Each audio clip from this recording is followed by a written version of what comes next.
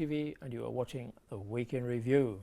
I'm your host Ade Darame, and across the room co-hosting with me, friend and colleague Mahmoud Mboj. Mr. Mboj, so boring but usual. Welcome to the program. Absolutely.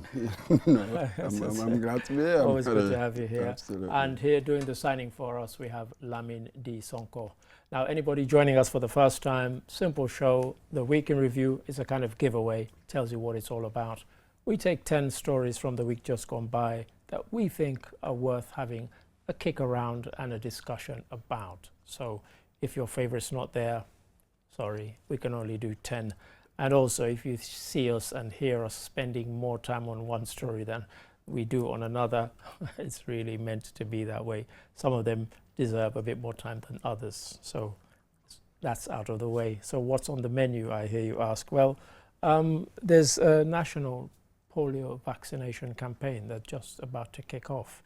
And when you hear the story, you realize why this is important. Also, Gina Mariam Baspite, as we're now getting used to calling her, recently held a boot camp for some young aspiring athletes. Also, how do we safeguard West Africa from money laundering, particularly now when all of this is done electronically? Well, there's been a seminar here looking into that. Also, some people have been advocating for disability rights, something that definitely needs not just advocating for, but actually something needs to be done. Also, we've got soon coming up the Sunu Fest, the first Sunu Fest, a cultural festival that's meant to display the best that Gambia has to offer. And for you football fans, we'll delve into the recently chosen squad for the upcoming AFCONs. Some interesting choices there by coach Jonathan McKinstry. And for those of us who drive along the Bertel Harding Highway, those pesky cows, the cattle, they've been taken off the road. And also, tourism board are getting really excited because after a very, very long absence, they've now welcomed another flight in of tourists from Denmark. So these are just some of the stories on tonight's program. So let's get things off and running, shall we? As I mentioned at the top there, there's a national polio vaccination campaign that's just about to take off. And if you listen to this clip, you'll understand why this is important. Have a look, have a listen. Aaron Kante, an official from the Ministry of Health, presented the Gambia's 2026 polio eradication strategy, describing it as a people-centered, country-owned and data-guided policy that reflects the integration approaches necessary to achieve polio eradication. The strategy aligns with the Global Immunization Agenda 2030, ensuring that the Gambia's goals and actions are in step with international efforts to end polio. The country's plan to eradicate the polio virus includes mass immunization campaigns supported by well-coordinated surveillance systems. As the upcoming polio vaccination campaign set to begin on November 12 approaches, officials are calling on communities, particularly those in rural areas, to actively support the campaign. They're calling for support, Mr. Mboj, and I was saying the reason why this is important because we've kind of, since COVID, there's been a kind of what people are calling vaccine hesitancy, and yet polio, of course, something that is all but being eradicated, but there's no room for complacency. Is there? Absolutely not, especially when you put it in the context that we've traditionally been very open, as it were, to these vaccinations. Yeah. 90% rate, that's really what we used to hit. So this is it with the COVID-19. A new term entered the vocabulary. We've never heard it before, vaccine hesitancy. Right. So we were thinking what effect that might have on other vaccinations. Yeah, that's right. I'm not sure whether we've done any studies regarding this to see whether it has any long-term effects, but maybe that is something that will take time, as it were. Would it take a while? Through, yes. So this is it, yeah. Wasn't it in 2021? Yes, we right. found polio microbes. Well, that's right. Didn't we? That's right. In water, not a human case, as it were. Right. Yes. Yeah, I think we were declared polio-free in 2004. That's So right. one is not surprised that we're going through this campaign. 2021, we had one, didn't we? Well, And in March, the second round, 2022, Yeah. now 2024. Absolutely. You're absolutely right. And of course, there is no room for complacency. And you said a new phrase entered the vocabulary. In fact, several did, including Yep. for people who did take the COVID vaccine, those who didn't want to take it, called the ones who took it COVIDiots. Yes, exactly. So there's several All sort sorts of, terms, but on a more serious note, it did then have people doubting vaccines, including the ones that are long established and have proven to be quite successful, like polio, really. So, in Afghanistan, for example, they didn't want it administered because they said, this was a plot to kill their children and so on. And of course now, when they thought it was on the way out, they've got several cases. So, and that's a lesson for us, really. Absolutely. I think with COVID, we could feel sort of a kind of new ethos, as it were, social media world. I was going to say social media was exactly. the kind of social media pandemic. Yeah, and it's sort of its attitude or its relationship somehow with authority. There's already a kind of declining deference, that's one. And secondly, we're becoming skeptical with authority, actually including scientific authority. We are all in trouble. As the 47th president of the United States was one of those who was very skeptical, telling people to take bleach and stuff. Absolutely. So this is really what any government, this is really what you're fighting against, isn't it? So this is what the problem is. But here we'll see what happens, what effect it has had on people's willingness this is it. to be vaccinated or to have their children vaccinated. Yeah, as we said, it's a nationwide one, and they're going out so ahead of the vaccination itself. They've been taking out spots on radio, on TV, holding, in kind of local councils and so on to say, look, speak to people, tell them why this is necessary and why it needs to be done. And it's for the safety of their own children. So from newborns to 5-year-old.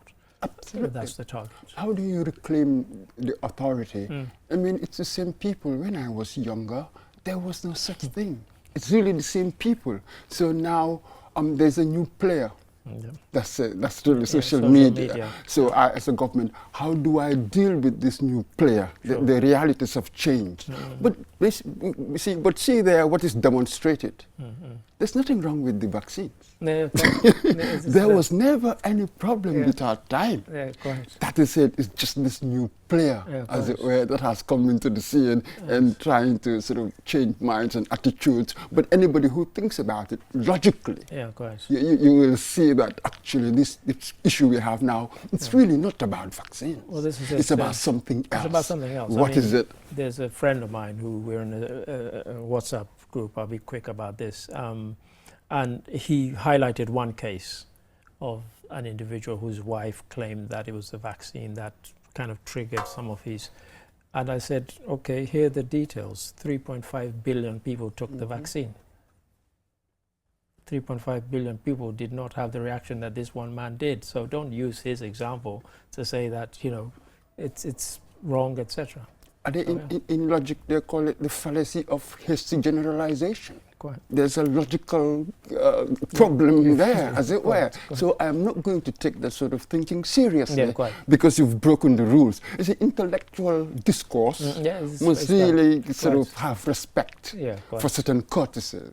You know what I mean? Logical statement, that's one. Conceptual coherence, another. When you cannot do that, then you have no right to take part in an intellectual discussion. I agree with you on that. We're living in the age of facts and alternative facts. Thank you, Mr. So we need reason to make the difference out, as it were. Reason is far more important now, perhaps, than before. Yeah, quite. I totally agree with you on that one. Thank you for that, Mr. Mboj. And now, Gina Mariam Bas-Biteye has recently held a boot camp. What's a boot camp, I hear you ask? Well, I won't spoil it if you don't know. This clip will tell you. Being here with the younger athletes, it has ever been my dream to organize something like this So, but with QCell, he make it so possible, and I'm really grateful to be here. And I see so many talented athletes here, which they are really good, and I hope they will do better than I. But I want to be a champion like Gina Bass, and I want to represent Gambia. My dreams are I want to be like Genevas. Yes. So if you want to be like Genevas, train hard. Always my coach advised me about. Now, whether she's Gina Bass to you or she's Gina Mariam Bass Bite, what Shakespeare said, a rose by any other name would smell as sweet. So what's undeniable is that she is still the Gambia's favorite and most popular track athlete. And Mr. Mboj, she's decided to impart some of that. And, you know, my colleagues who were there said the kids were thrilled beyond measure that somebody, a world-class athlete, really, one of the few, if not the only one that we have, and she was here and she was, you know, passing on some really very valuable tips, but most importantly, inspiration to these young people. Absolutely. She has performed.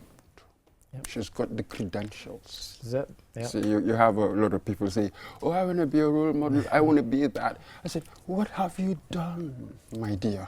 Quite. Go and do something first. Yep. You wouldn't need to say it. Quite. You'll just automatically, kids will just come and do that for Quite. you. And this is it.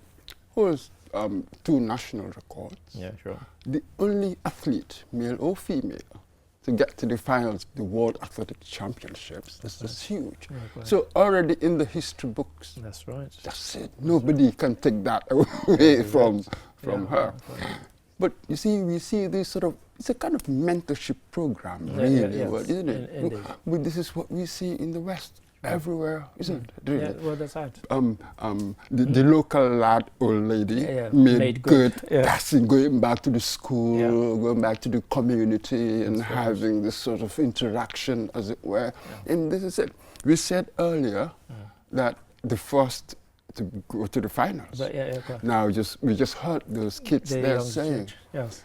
Can you imagine that perhaps this will spark in one of those kids? You just never know. Sure. I want to be the second. Well, this is Somebody else will take it on. Yeah. Before you know it, it's like a burning desire. That's a healthy competition. Well, this is See how I like healthy competition. But this is where you can be inspirational, making kids dream. And I like what the second one then said, you know, to be like Gina, you have to put in hard work. Absolutely. And so already they appreciate that it wasn't magic that got her there. It was, you know, hard graft, sweat.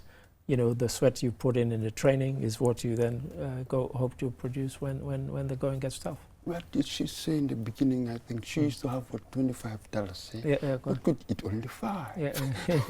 that sort of thing. It tells you, look at the modest circumstances. Yeah, quite. So you cannot say that, no, I'm not in sort of in particular circumstances or situations where I can afford to do A, B, C, and D. You start feeling sorry for yourself. It isn't that. Look at that. What drive, where it can lead you. Well, you know it really can. And I mean, what I also wanted to kind of put across is that if we can produce a Gina with all the kind of capacity challenges, let's put it that way, imagine if we had decent tracks around the country, decent places, gyms for young athletes to go and train and practice and so on. I mean, who knows what else, you know, some 17, 18-year-old come and smash Gina's records in no time, maybe. Absolutely true. But because we haven't got that yet, what the people can take away from this is that you see what is possible with modest circumstances. So in the end, it's a question of character, disposition, isn't it? That really makes the difference. With somebody's temperament, perhaps Gina's temperament or character, that was really what fueled, as it were, the desire that fueled her on. So this is it. Something will emerge. This is why character is so important to people. So we'll see. But there's an unmistakable lesson there. From modest circumstances, she achieved this. So deal with that information the way you want. But I think it's an important lesson. Indeed, a very important lesson. Thank you for that, Mr. Mboj. And we look forward to many more Gina Basses to come out of the Gambia. Thank you. Story number 3. Now, Africa and West Africa particularly has long been an alleged target for those who want to money launder. And now we're trying to warn people about what they need to look out for. And there was a seminar, a conference here recently in the Gambia, which looked at this problem. Have a look at this, and we'll talk about it when we come back. The rise of virtual assets has brought both opportunities and challenges, particularly for youth. While these innovations can provide new avenue for economic engagement, they also present risk. Young people being digital natives are We hope that at the end of this program, you will have developed great interest in the areas of money laundering and terrorist financing, not to participate, but to combat it, including anti-corruption, the fight against drug trafficking and human trafficking, fight against violent extremism and other negative vices in our society. Now, I mean, we're talking about money laundering and kind of this whole conference was targeting young people because of the kind of facility that they have for, you know, doing things online, their obsession, some might say, with being online. And some of the case studies that were given of you know, people being tempted to get into things possibly innocently. So, you know, open a bank account for me and, you know, I'll send you some money and I'll give you a, you know, that sort of thing. But really the kind of structures have been quite weak in West Africa, which is why it's flourished. I mean, most of us, whether we know how or it happens, we know if you mention the phrase 419 to anybody who's West African, we have an inkling, and that's not new, and that's a kind of online fraud. So, you know, they're warning young people, stay away. I like the fact he said, you know, we want you to have an interest in it, not in becoming, but in kind of being aware and trying to stop it. You know, Ade, that's a hard hurdle that they face. Yeah. One of the days last week in our African News Roundup, there was this particular piece in Nigeria where they have these academies where they teach young people actually how to commit some of these digital crimes, as it were. So this is the challenge because it's going to be the young people themselves who do it. They're really savvier digitally, as it were, around digital space and the like. Sure. So how do you deal with that? I hope they have a strategy because really that's really what the issue is. You can go around appealing to their moral sense all you want. We know that that doesn't work really. Having strong enforcement, having relevant laws, the right expertise. All of these things matter, and enforcement. So much, you need to do so much else for this thing to work. Just make up, let's think about it. What are the incentives? Because here you have to have a sort of an analysis of incentives and disincentives. Well, this is the point I was going to come to, because if a young person is approached and they've never seen $1,000 and somebody offers them $10,000, to do something dodgy online, you know, what is there to stop them doing it? What there has to be are the laws that can punish and clamp down on these sorts of things, and of course the technical expertise and skill to track them and shut them down. But you know, is that there? It's nice to have a kind of, what's it called, the intergovernmental action group against money laundering. Very nice. In West Africa, isn't it? Yeah, that's right. Established since 1999. Yes, indeed. So but now we're saying that these things are becoming even more serious because of the terrorism angle. That's right. So the financing is being used to finance so all this sorts of terrorist groups. But this is the issue really. If you have weak institutions and enforcement, then it's easier to penetrate. So that will determine really our defenses. Will really determine where the market goes. So we shouldn't think that people will, you know, when we appeal to people's moral sense, that will determine it. I disagree with that. So it depends on how resilient, you know, how solid the defenses are. Then you can fight back. But if you're easy, the market will grow. It will grow, and that's why at some point, you remember, Nigeria shut down dealings in cryptocurrency, because they couldn't get a handle on it. You know, you couldn't track it, you couldn't, and it was allegedly being used to kind of fund these very illicit activities. I can't remember his name now. He was taken to court. Right. It's just that in the end, we covered it in our African News Roundup. That's right. So this is it. So the boss but of one afterwards, of the boss, one of the chief executive, the top honcho, just that I think for medical reasons. That's right. Then they dropped released the case. It. But also, when you dig deeper, it was very hard for them to get the evidence that would kind of point directly to him. That's it. And so that's what we're up against. If your regulatory authority really can't deal with it, then maybe you should wait, as it were, until you have a framework which can handle it, then perhaps you can try it. That's right, which is why they banned transactions of cryptocurrencies, but thank you for that. Now on to story number 4. Top of the program, I mentioned about disability rights here in the Gambia. Now you're watching this, we have Lamin D. Sonko signing, but there are many disabilities that are not kind of catered for and in fact blatantly ignored. Well, some people are trying to do something about it, but as I said also at the top of it, when are we going to get away from the trying to do something about it and doing something about it? That's the challenge. Nonetheless, have a look, have a listen to what some people are trying to do. Again, we talk about inclusion, we talk about leave no one behind, and we understand the crucial role that everyone plays. So for them to be able to become active agents of this change, and for them to also be able to participate with everybody in the public, they have to understand what the TRRC is, what are the recommendations, how can they play a part in all of these recommendations, how can they be state or authority to realize and achieve Sustainable Development Goals Agenda of 2030 must ensure the inclusion and participation and even consideration of persons with disabilities in every sector. We're talking about inclusion, etc., and that's the challenge, isn't it, Mr. Amboj? Inclusion of people with disabilities, and just to be clear, this particular forum was specifically around the TRRC recommendations. Now, it's not just people with disabilities who are screaming, of course, that TRRC recommendations are still not being implemented fully.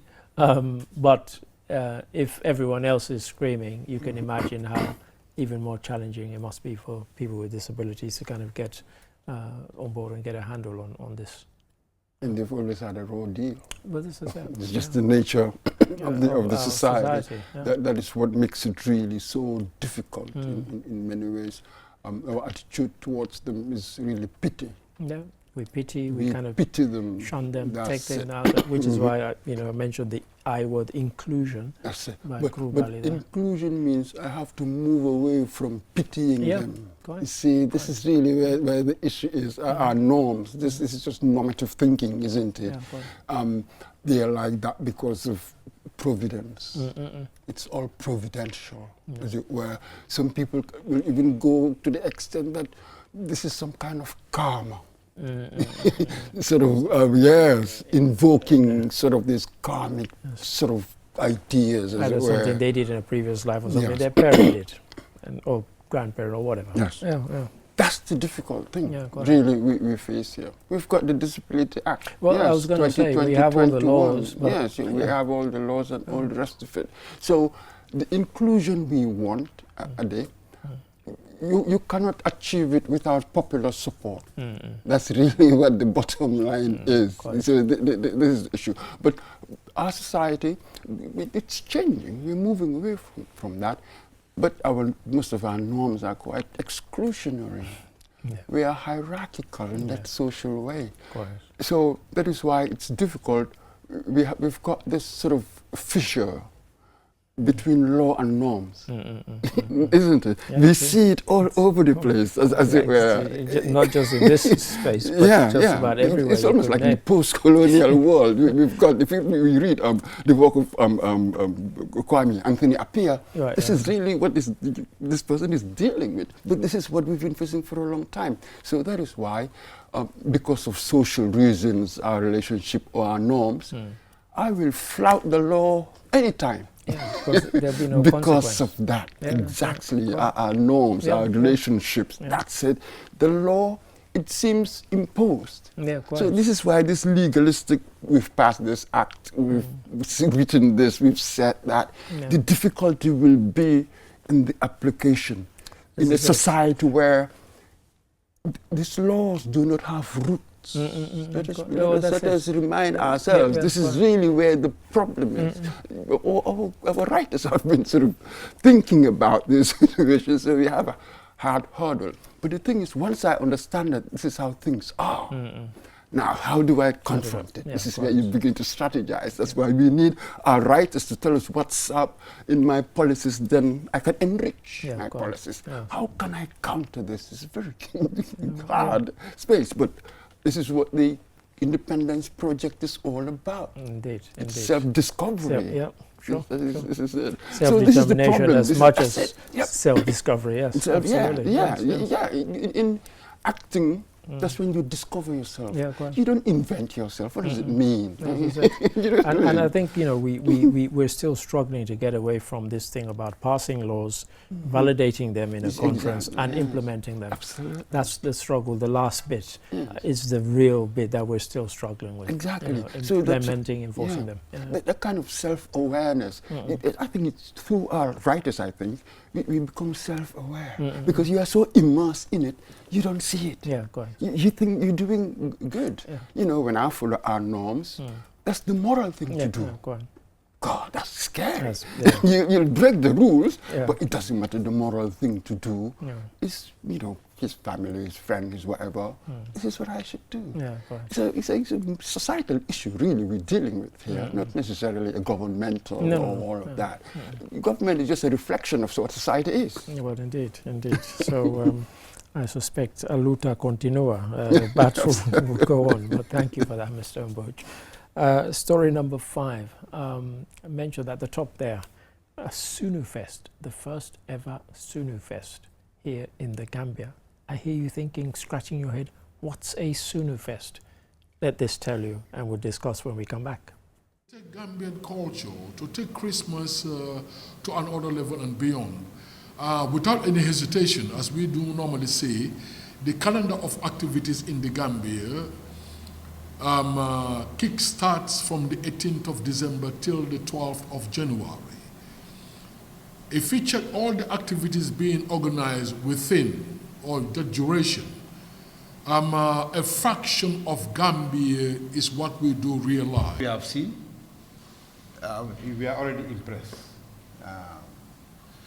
You know, the logic, you know, is very, very, you know, clear. The roadmap is clear, and the content also is very enticing. That's why we will encourage the private sector to come, make it profitable. Because if no matter what you do, it's a livelihood.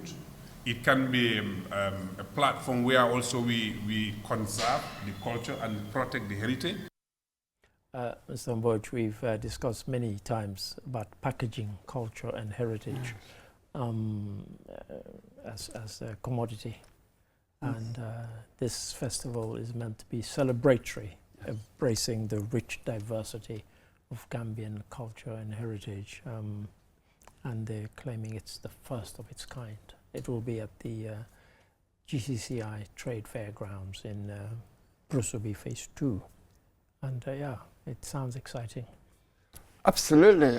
The prospects, and there you've got the Abdul Aziz Wilan, the sort of cultural impresario par excellence for a very, very long time. Yeah, indeed. Now, it's a very interesting concept. For me, sort of, I'm thinking more ambitiously in a way. I'm like, yes, for tourists, but for us as well, to re-educate myself. You get a sense that there's none. Maybe we need to rediscover what I call the national soul. These are really in your art, as it were, and stuff. So it is not simply for packaging for the tourists. If I do not respect it, it is not alive in me. It's not going to work as that. This is it. You see, this is the paradox we find ourselves in. It really is. and the kind of sort of analogy I was going to draw is the carnivals that they have in Guinea-Bissau and in Cabo Verde. When you go there and you talk to the people who put on the carnival every February, they're so immersed in it, they don't even care about tourists. But because it's so well done and it's a magnificent, it attracts tourists. It is authentic. It is that authenticity, as it were. This is it. It's not that's done the for the appeal. tourists. That's the appeal. So when you put it on for show, yeah, that's what I call the trinkety stuff. Yeah, quite. The trinkety stuff doesn't work. It must be deeper than that. Indeed. So I'm thinking, can they strike the right balance? That's it. Yes. Yeah, quite. So I think with Senior Fest, there is this opportunity. Yeah, great opportunity. We should be having symposium. We should be having all sorts of things amongst ourselves to remind us of who we are. Sometimes, given the kind of nihilism that one sees around, you think that these people have lost their soul. Yeah, you know what I mean? So it is through art. Yes, I mean there's another festival like that, you rediscover.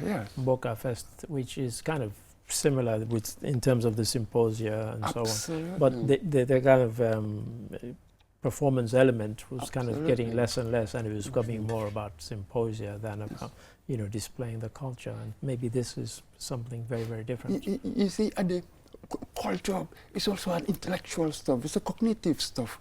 Even the word, isn't it? We took the word from agriculture, isn't it? To cultivate. I put in the seeds. Then I wait for the seeds to grow. Originally, culture was a verb. It is a doing thing, isn't it? That's right. Creativity, imagination, that's really what culture is. Culture as a noun, as a body of, we achieve all of this in our past. It came later on. To my mind, culture as a noun, it was vulgarized. I prefer culture as a verb.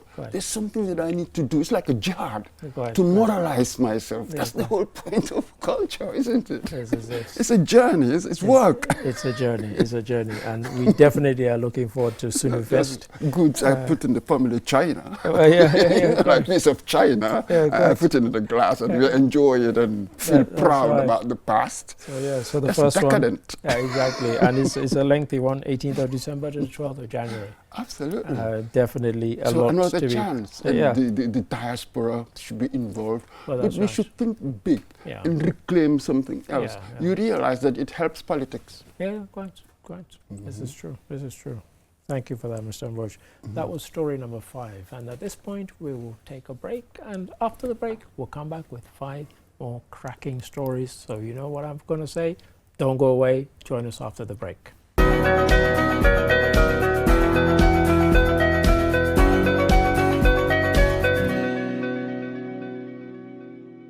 Introducing the QSmart and QSmart Plus, where innovation meets affordability. Capture life's precious moments with stunning clarity thanks to our high-resolution cameras. Enjoy uninterrupted performance with a fast processor and a long-lasting battery that keeps up with your day. The QSmart offers a 5.9-inch immersive display, powerful performance, and an all-day battery life, all for just $3,400. Plus get an incredible bundle of 15 gigabytes of data, 120 minutes of talk time, and 300 SMS absolutely free. Upgrade to the QSmart Plus featuring a faster processor and extended battery life and a larger 6.5-inch screen for just $4,000. With it, you receive a massive 30 gigabytes of data, 300 SMS, and 120 minutes of talk time completely free. All bundles are spread across a 3-month period.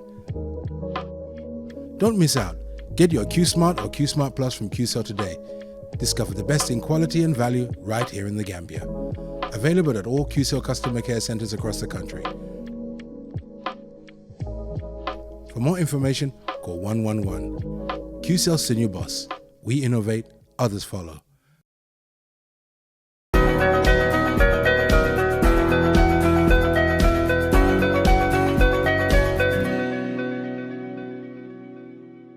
Hello and welcome back. You are watching QTV's The Week in Review. I'm still Adi Darami, as I was in the first half, and across the room from me, still Mohammed Mboj.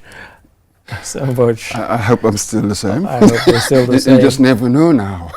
And we still have Lamindi Sonko doing the signing. Now, anybody joining us for the first time, at this point, you've missed 5 really, really good stories. But do not despair, because we've got 5 good stories still to come, okay? Good.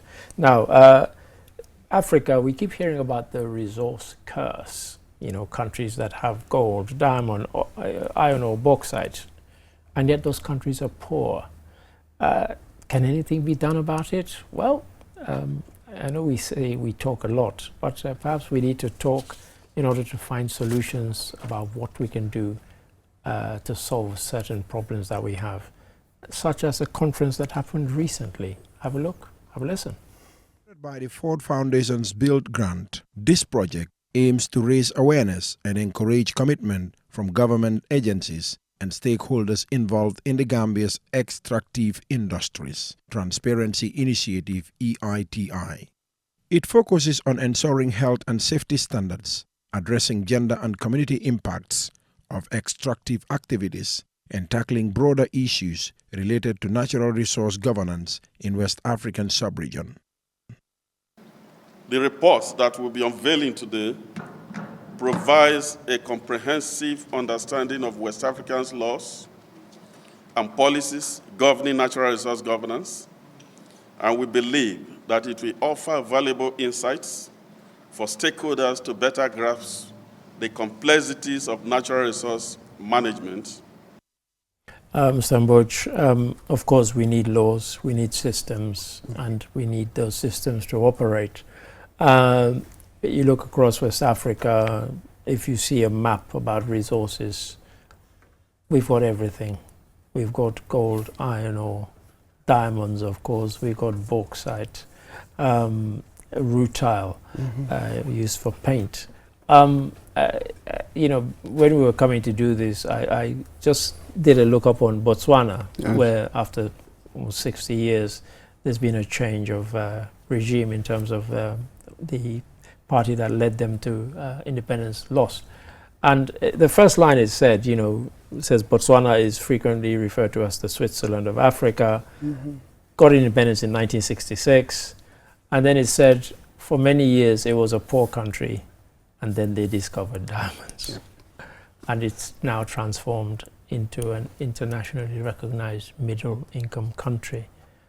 And the reason I mention that is because they have laws and they have managed this very, very valuable resource, something that we're still struggling to do in our West African sub-region, really.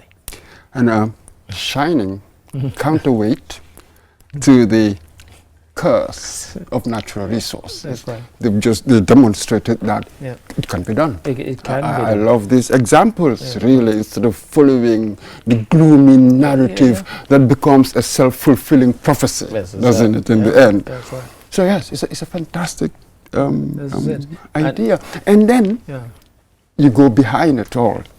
Why?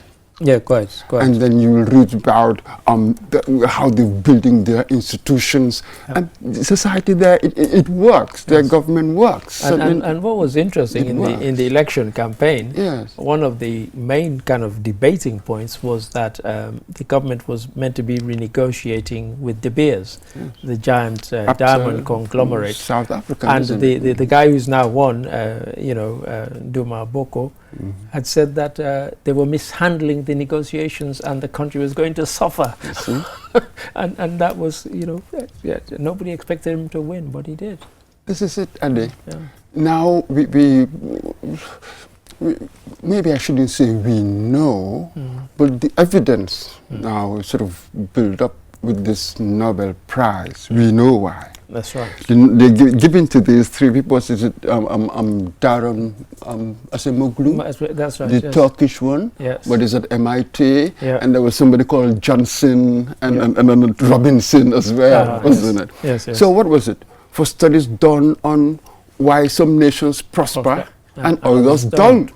So what was the conclusion? Essentially, the basic one was societal institutions. societal institutions make some nations proper, really, and others don't prosper. So extractive, we used it there in our report twice. That is the watchword. Extractive institutions in a country, you will not prosper.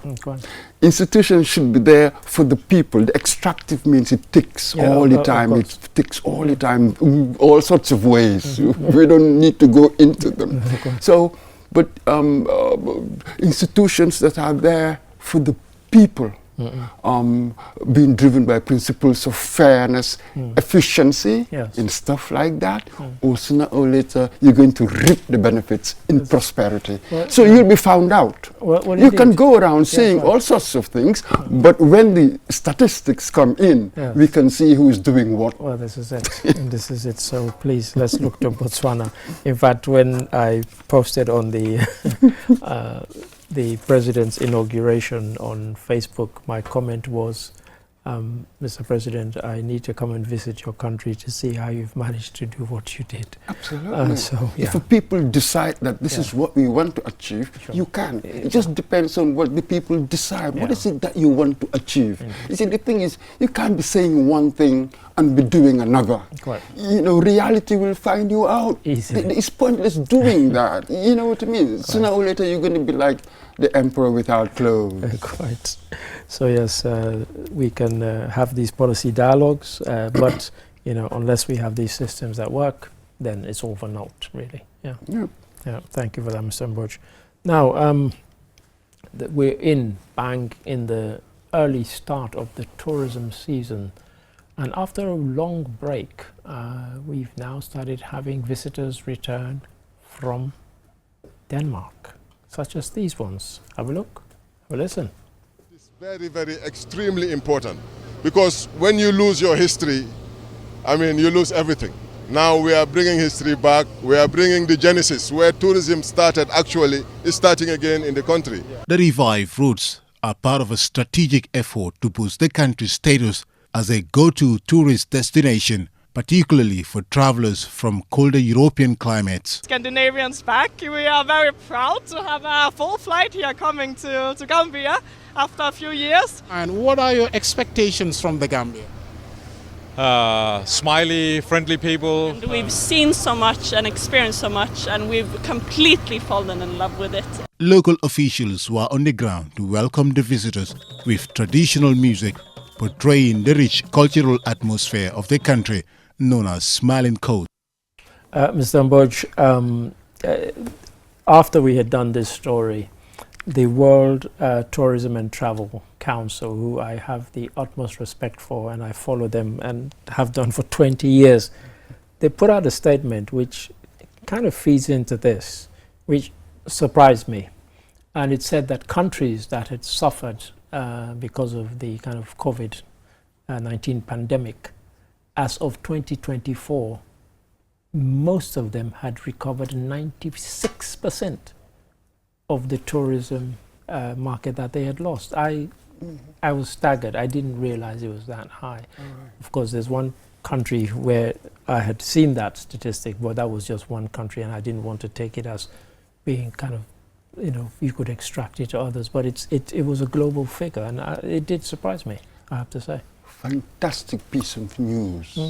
We were worried about the effect, as it were, on of COVID on tourism and the figures and the like. So to talk about this recovery says that there's hope. Well, there is, so the result hasn't been dampening, that sort of thing. So then we'll see what we get this year, whether we will surpass, as it were, or even get close to the pre-pandemic because that was the first thing I thought when I read the statistic, and I wanted to see, okay, well, we can't do it for 2024 yet in the Gambia, because really this is and the 2023 one, we know it wasn't up to those figures, but this kind of return of flights from Denmark particularly, as we heard there, very encouraging, and of course we hope they're many more. Oh, Male Salah, yeah, my good old mate. He made the point there. When I heard him, about our history, then I was singing, oh, back to our roots. Well, with us, we have this relationship with the word roots, hasn't it, for so long. But this is it. The pioneering flight, 1967, Bertil Harding from Sweden. When I was younger, I grew up in Cape Point, very near to what we used to have, Sunwing Hotel. So you had more Scandinavians around, really, than the English in the early days. And this was in the 1980s. I know when I started coming here around 1990, it did surprise me because I had assumed that as a former British colony, most of the visitors would be Brits. But when I came, I met people from Germany, people from various Scandinavian countries, Denmark, Norway, Sweden. And it did surprise me, but of course later I got kind of used to it and I realized that it was being advertised there and these people wanted, what we had to offer. It just occurred to me that really, perhaps Sadada was sort of the pioneering entrepreneurial president. We didn't have much, but he knew where to go around the world as where to get this or get that. The Gamtel we had from the French. You know what I mean? The stadium were from the Chinese.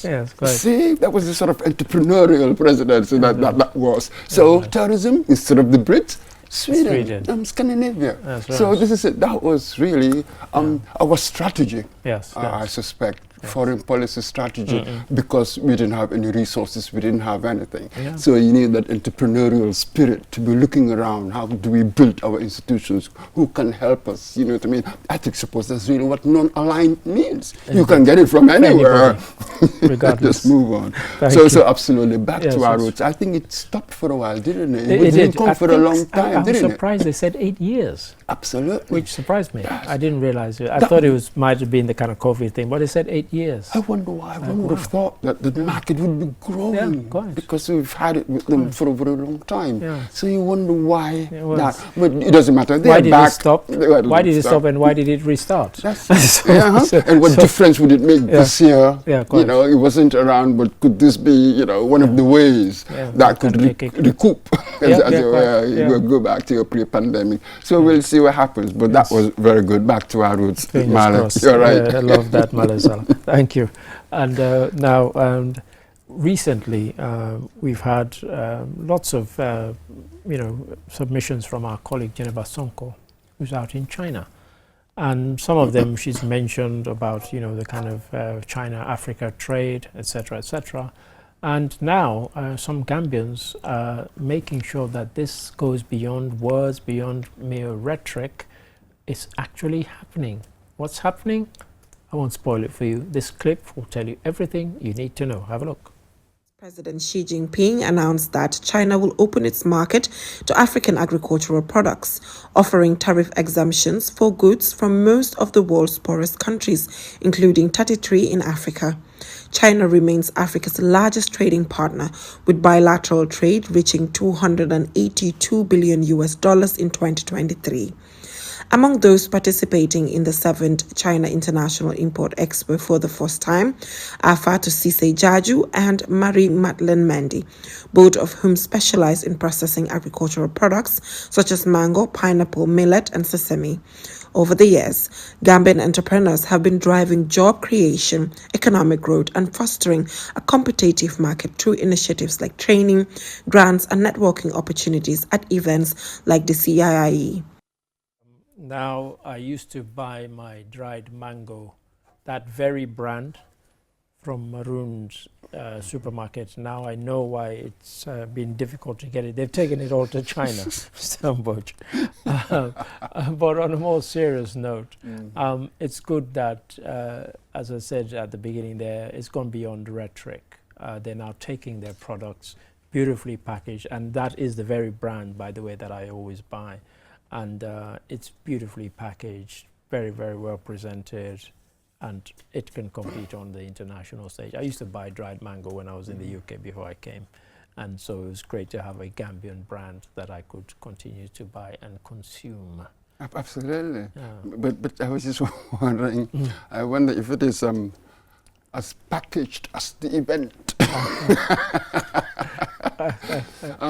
Of course, you will have individuals that would benefit in one form or agricultural other, produce. agricultural. Well, that's what they've said. Seeing is believing. The reality is the exports to China from Africa, mainly minerals, fuels, primary commodities.